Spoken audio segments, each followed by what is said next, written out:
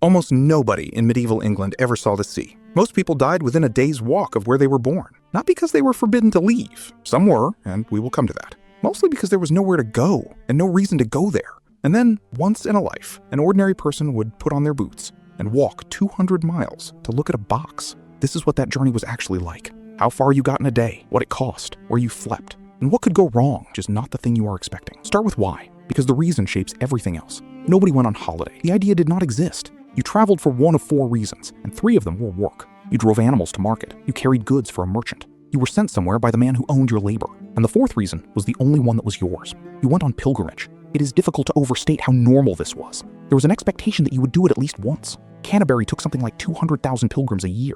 Not barons, not bishops, farmers, weavers, widows, servants. You went because you were ill or because someone you loved was. You went because a priest told you to, as a penance. You went because you had done something and could not sleep. And quietly, you went because it was the only way out of the village. For most people, it was the only long journey of their entire life, but they remembered it. And they told people about it for 40 years. But first, you had to be allowed to go. If you were a villain, your labor belonged to the lord of the manor. Leaving without permission was itself an offense. The court rolls record men fined for exactly that. So you asked, and the answer often depended on the season. Nobody was walking to Canterbury in the middle of harvest. Lent and the weeks after Easter were the season for. Work was slack, the roads were passable, and the weather hit. Chaucer opens the Canterbury Tales in April for a reason. It was not a poetic choice, it was when people actually went. You also had to arrange for the work you were not going to. A neighbor took you would take his leader. That's the real price of the not now. What did you take? And a cloak that was also your blanket, because it had to be both. You did not take much money, because carrying money was the danger.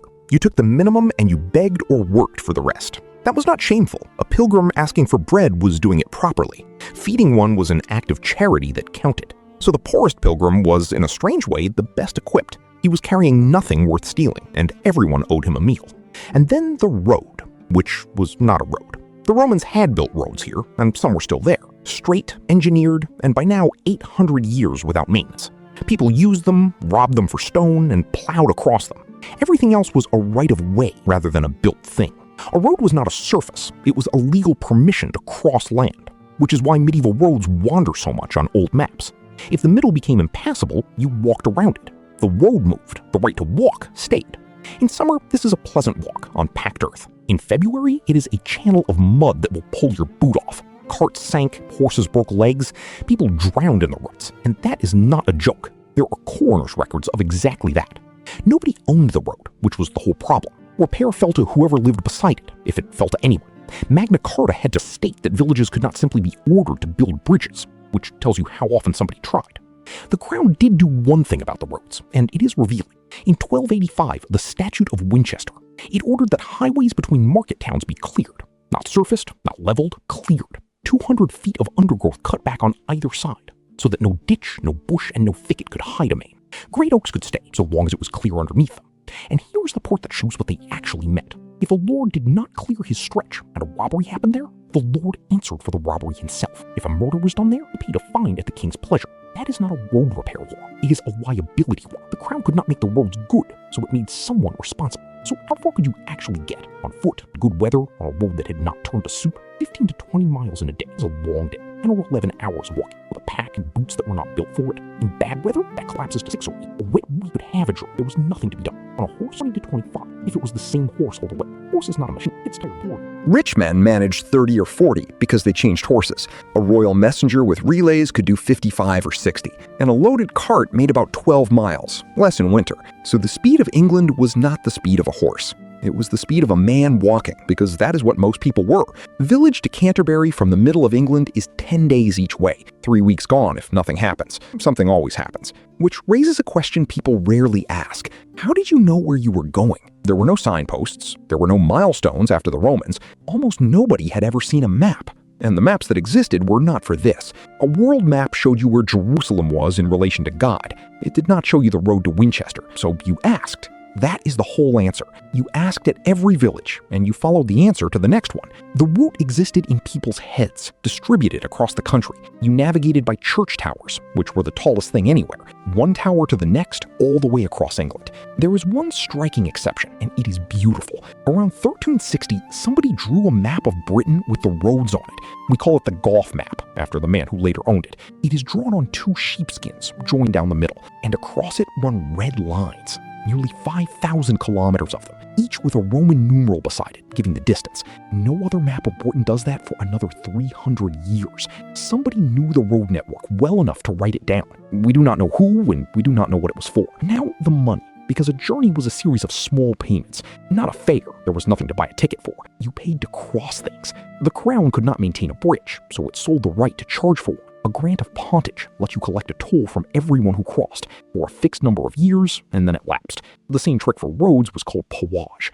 The first pawage grant went to Beverley in Yorkshire, and for town walls it was moorage. 3 wards for 3 tolls, which tells you how normal this was. You were not being cheated. This was the funding model. There was no other one. A penny here, a farthing there over 10 days on the road. It adds up to real money for a man who owns 2 pence a day. And the tolls or the arguments happened. Because a lapsed grant did not always stop a man collecting. Who would you complain to 11 days from home? Pilgrims were often exempt. In theory is doing a great deal of work in that sense. The real obstacle was never distance. It was water. England is cut into pieces by rivers, and there were not many bridges. A bridge was serious engineering and an enormous expense. Some had chapels built onto them, so you could pay and pray at once. Where there was no bridge, there was a ford. A ford is only a crossing while the water is low. After rain, it is a river with a road running into it. So you waited, a day, 2 days, however long it took. Or you paid a man with a boat. Ferry rights were hereditary, held by the same families for generations. He had no competition, and everybody understood the position.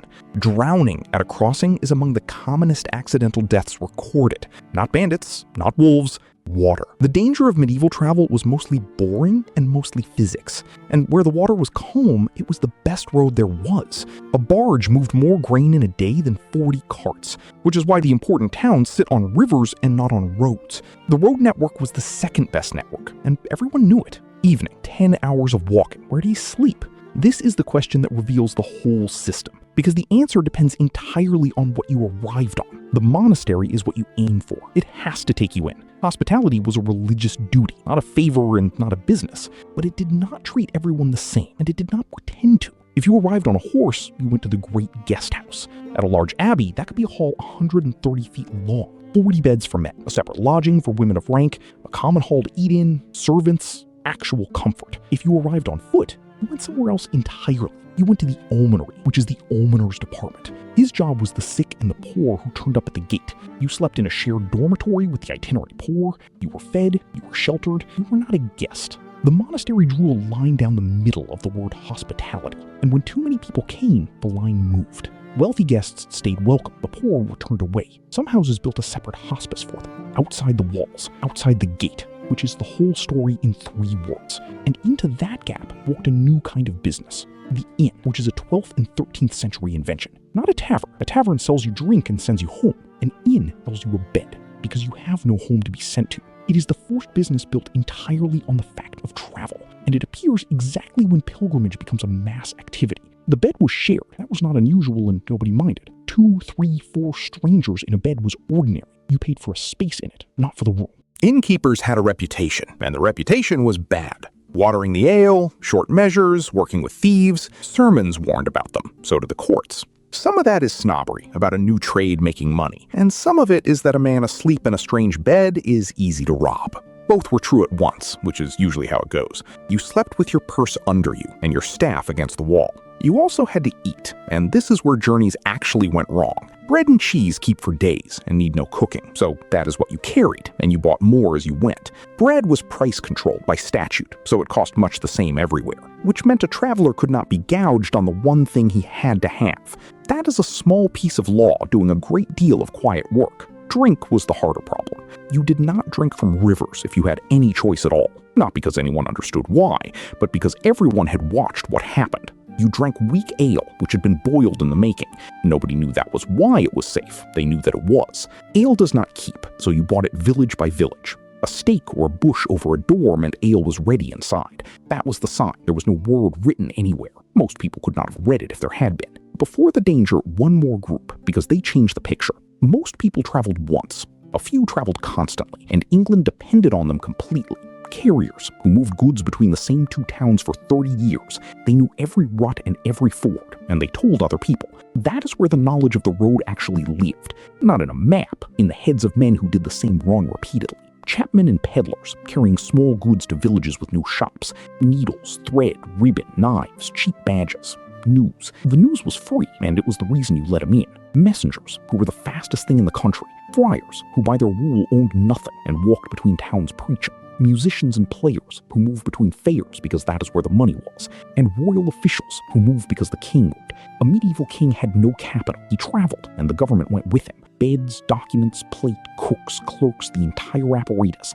One 13th century household moved about 15 miles a day. In midwinter, which is when the accounts happened to record it, the same speed as a man on foot, because that is what it was limited by. The King of England moved at the pace of the slowest cart in his baggage, which is a useful thing to hold in your head about the whole period. Nothing moved faster than a horse, and almost nothing moved as fast as one. Now, the danger, and this is where the stories are worst. You are picturing bandits. Everyone pictures bandits. Robbery on the road was real, and it is why the clearing law existed. But it was not what most often killed a traveler. What killed you was your feet. A blister becomes a sore becomes an infection, and you are 9 days from anyone who knows your name. What killed you was bad water, drunk because there was nothing else. What killed you was cold, if you misjudged the distance to the next roof. Sleeping outside in England in March is not an adventure, and what killed you again and again was water at a crossing. The coroner's rolls are full of ordinary, undramatic deaths. A man fell from a bridge, a woman was swept from a ford, a cart overturned in a rut and pinned the driver. That is the real hazard of medieval travel. Not a man with a knife, a rut, a river, and a wet night. Which is why you did not travel alone if you could help it. Not for protection from robbers, though that helped. For someone to fetch help when you went into the water. A group of strangers who met on the road and walked together. That is not a literary device. That is the Canterbury Tales. Chaucer put a knight, a miller, a cook, and a widow on one road, because that is who was actually on it. The road was not empty between the villages. People lived on it. And who lived there tells you what the road was for. There were hermits, which is not what the word suggests now. A hermit was often a man who kept a bridge or a stretch of road. He mended it, and he asked travelers for a coin toward the mending. A holy man with a shovel, funded by people who wanted to cross. There were chapels on bridges, and crosses at crossroads. A cross at a junction is a landmark you can describe to a stranger. Turn left at the cross is a direction that works if you cannot read. And there were the Lazar houses, which is the hard part. England built at least 320 leper hospitals between the 11th century and about 1350, and they were deliberately built on major roads. Not hidden away, placed where the traffic was, because the people inside had to beg to live. They needed you to walk past. That was the arrangement.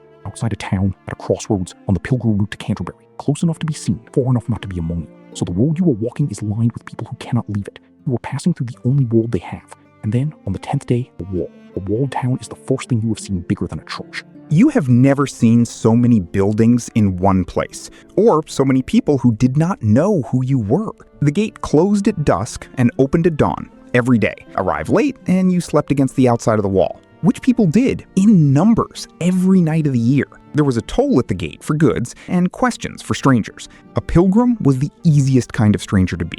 The staff and the hat and the badge said what you were before you spoke. It was a uniform, and it worked like one. It bought you a bed, a meal, and the benefit of the doubt, which is also why people who were not pilgrims dressed as pilgrims, and why eventually everyone became slightly suspicious of the costume. Inside, you go to the cathedral, and the cathedral is the point. You have walked 200 miles to stand in a queue. The queue moves through the building on a fixed route. The floor is worn into hollows by the people who came before you. At Canterbury, the pilgrim steps are dished by 5 centuries of knees, and at the end of it, there is a box. Gold, enamel, jewels, and inside it, a piece of a dead man. It is worth being direct about what a relic is. A bone, a tooth, a scrap of cloth soaked in blood. To a medieval person, that is not morbid. It is a doorway. The saint is present. Not symbolically, actually present. And a saint who is present can be asked for things. So people asked. For a child, for a leg to heal, for a fever to break.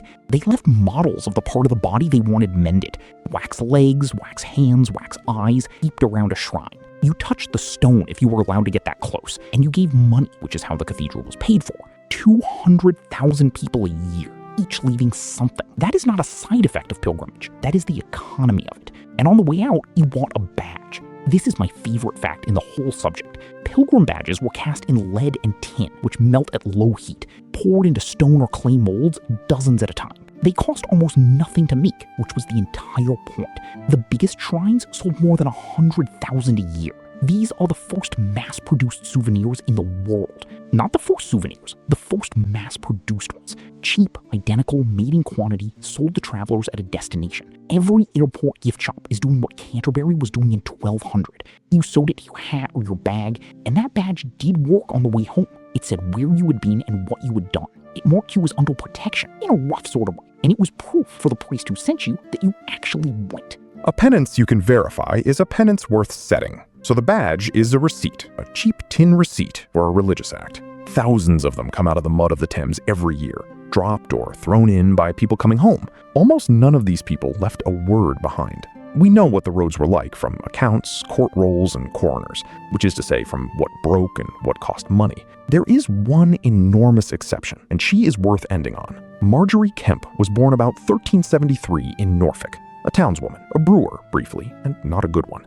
The daughter of a prosperous man in King's Lynn, and a mother many times over. And after a crisis following her first child, she started traveling, not to the next county, to Jerusalem, and to Rome, and through Spain to Santiago, and to Norway, and to Germany, and back again. In an age when a journey to the next town was the event of a lifetime, she could not read or write a word, so she dictated it, first to her son, then to a priest. It was finished in 1436, and it is the earliest autobiography we have in English. Not the earliest by a king or a bishop, the earliest by anybody. It is a difficult book. She weeps constantly, and people find her exhausting. Her traveling companions repeatedly abandon her on the road, which is, if nothing else, an extremely honest thing to dictate. She argues with priests, she's arrested and questioned more than once, and she keeps going for decades on the roads we've been walking. One ordinary woman from Norfolk went and then said what it was like. Everyone else in this episode is a number in somebody's accounts, and then you turn around and do the whole thing again backwards, which nobody ever mentions, and which is half the journey. 10 more days, the same fords,